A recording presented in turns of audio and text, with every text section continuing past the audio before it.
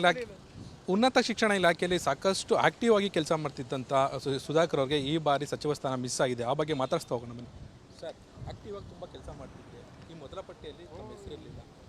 ನೋಡಿ, ಯಾವಾಗ ಪಕ್ಷ ಇದು ಪೂರ್ತಿ ಪ್ರಮಾಣದ ಸಂಪುಟವನ್ನು ರಚನೆ ಮಾಡಲ್ಲ ಅಂತಕ್ಕಂಥ ತೀರ್ಮಾನ ಮಾಡ್ತು, ಆಗಲೇ ನನಗೆ ಗೊತ್ತಿತ್ತು ನನಗೆ ಈ ಬಾರಿ ಅವಕಾಶ ಇರೋದಿಲ್ಲ ಅಂತಕ್ಕಂಥದ್ದು ನನಗೆ ಗೊತ್ತಿತ್ತು.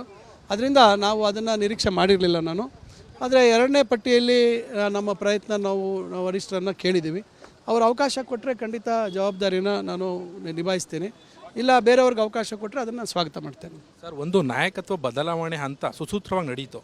ಈ ಎರಡನೇ ಹಂತದಲ್ಲಿ ಖಾತೆ ಹಂಚಿಕೆಯಲ್ಲಿ ಸಾಕಷ್ಟು ಭಿನ್ನಮತ ಮತ್ತು ಏನು ತಮ್ಮ ಇದನ್ನು ಅಳಲನ್ನು ತೊಳ್ಕೊತಿದ್ದಾರೆ. ಕೆಲವೊಬ್ಬರು ರಾಜೀನಾಮೆನ ಕೊಡ್ತಾ ಬರ್ತಿದ್ದಾರೆ. ಅದ್ರ ಬಗ್ಗೆ ನೀವು ಹೇಳ್ತಾವೆ. ಸಹಜವಾಗಿ ಒಂದು ವ್ಯವಸ್ಥೆ ಬದಲಾದಂಥ ಸಂದರ್ಭದಲ್ಲಿ ನಿರೀಕ್ಷೆಗಳು ಇರ್ತದೆ, ನನಗೆ ಈ ಖಾತೆ ಬೇಡ ಮತ್ತೊಂದು ಬೇಕು ಅಂತಕ್ಕಂಥದ್ದು. ಇದು ಸಹಜವಾಗಿ ಅವರ ಒಂದು ಬಯಕೆ ಅಥವಾ ಅವರ ಇಂಗಿತವನ್ನು ಅವರು ವ್ಯಕ್ತಪಡಿಸಿದ್ದಾರೆ. ಆದರೆ ಯಾರೂ ಪಕ್ಷದ ಒಂದು ಚೌಕಟ್ಟನ್ನು, ಪಕ್ಷದ ವರಿಷ್ಠ ತೀರ್ಮಾನವನ್ನು ಧಿಕ್ಕರಿಸಿ ಯಾರೂ ಮುಂದೆ ಹೋಗುವಂಥವ್ರಿಲ್ಲ.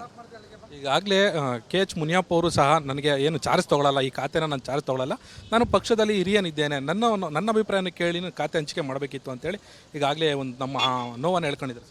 ನೋಡಿ, ಈಗ ಒಂದೆರಡು ದಿವಸದಲ್ಲಿ ಅವರು ಜವಾಬ್ದಾರಿ ವಹಿಸ್ಕೊಳ್ತಾರ ಇಲ್ಲ ಅಂತಕ್ಕಂಥದ್ದು ನೋಡಿ. ಅವರು ಯಾವತ್ತೂ ಪಕ್ಷದ ವಿರುದ್ಧವಾಗಿ ನಡ್ಕೊಂಡವರಲ್ಲ. ಅವರ ಪಕ್ಷದಲ್ಲಿ ಆಂತರಿಕವಾಗಿ ನಮ್ಮ ಅಭಿಪ್ರಾಯಗಳನ್ನು ವ್ಯಕ್ತ ಮಾಡುವಂಥದ್ದಕ್ಕೆ ಅವಕಾಶ ಇರೋದರಿಂದ ಅವರು ವ್ಯಕ್ತ ಮಾಡಿದ್ದಾರೆ. ಆದರೆ ಯಾರೂ ಪಕ್ಷದ ತೀರ್ಮಾನವನ್ನು ಅಥವಾ ಆದೇಶವನ್ನು ಉಲ್ಲಂಘನೆ ಮಾಡ್ತಕ್ಕಂಥವ್ರು ಯಾರೂ ಅಲ್ಲ. ಮುನಿಯಪ್ಪನವರು ಅದರಲ್ಲೂ ಅಂತೂ ಖಂಡಿತ ಅವ್ರು ಮಾಡೋರಲ್ಲ. ಖಂಡಿತ ಅವರು ಆಹಾರ ಸಚಿವರಾಗಿ ಮುಂದುವರಿತಾರೆ, ಜವಾಬ್ದಾರಿಯುತವಾಗಿ ಕೆಲಸ ಮಾಡ್ತಾರೆ. ಏನು ಕೇವಲ ಸಿದ್ದರಾಮಯ್ಯವ್ರನ್ನ ಮಾತ್ರ ಒಗ್ಗಟ್ಟಿಗೆ ತೊಗೊಂಡೋಗೋದಲ್ಲ, ಹಿರಿಯ ಸಚಿವರನ್ನು ಸಹ ಒಗ್ಗಟ್ಟಿಗೆ ತೊಗೊಂಡೋಗ್ಬೇಕಿತ್ತು DK ಶಿವಕುಮಾರ್ ಅವರು. ಈಗ ಮೊದಲ ಹಂತದಲ್ಲೇ ಅವ್ರಿಗೆ ಇದು ಏನು ರಾಜೀನಾಮೆಯಿಂದಾಗಿ ಅವ್ರಿಗೆ ಏನೊಂದು ಸವಾಲು ಎದುರಾಗಿದೆ, ಅದ್ರ ಬಗ್ಗೆ ನೀವು ಇದೆಲ್ಲ ನೋಡಿ, ಸಹಜವಾಗಿ ಇದು ಸಣ್ಣ ಪುಟ್ಟ ಒಂದು ಅಭಿಪ್ರಾಯಗಳು ಅವರದೇ ಆದಂಥ ರೀತಿಯಲ್ಲಿ ವ್ಯಕ್ತಪಡಿಸುವಂಥದ್ದಿದೆ. ಎಲ್ಲರನ್ನೂ ಇವತ್ತು DK ಶಿವಕುಮಾರ್ ಅವರು ಸಮರ್ಥರಿದ್ದಾರೆ. ಅವರಿಗೆ ಕೆಳ ಹಂತದಿಂದ ಇವತ್ತು ಪಕ್ಷದ ಎಲ್ಲ ಹುದ್ದೆಗಳನ್ನು ಅವರು ಜವಾಬ್ದಾರಿಯುತವಾಗಿ ನಡೆಸ್ಕೊಂಡು ಇವತ್ತು ಈ ಮುಖ್ಯಮಂತ್ರಿ ಸ್ಥಾನಕ್ಕೆ ಬಂದಿದ್ದಾರೆ. ಅದರಿಂದ ಅವರಿಗೆ ಯಾವ ಹಿರಿಯ ಮುಖಂಡರಿಗೆ ಯಾವ ರೀತಿ ವಿಶ್ವಾಸಕ್ಕೆ ತೊಗೋಬೇಕು, ಯಾವ ರೀತಿ ಪಕ್ಷ ಇವತ್ತು ಅವರು ಪಕ್ಷದ ಅಧ್ಯಕ್ಷರಾಗಿ ಭಾಳ ಯಶಸ್ವಿಯಾಗಿ ನಡೆಸ್ಕೊಟ್ಟಿದ್ದಾರೆ. ಅವರು ಅದನ್ನು ಮಾಡಿದ ಮೇಲೆ ಇದೆಲ್ಲ ಏನೂ ದೊಡ್ಡ ವಿಚಾರ ಅಲ್ಲ.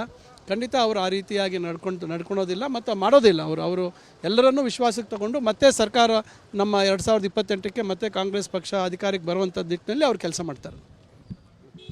ಇದಿಷ್ಟು ಮಾಜಿ ಸಚಿವರಾದಂಥ ಸುಧಾಕರ್ ಅವರ ಮಾತಾಗಿ ಇದಾಗಿತ್ತು. ಕ್ಯಾಮ್ರಾ ಪರ್ಸನ್ ಚಂದ್ರಕಾಂತ್ ಜೊತೆ ಹನುಮಂತರಾಜು, PNS ವಿಸ್ತಾರ, ಬೆಂಗಳೂರು.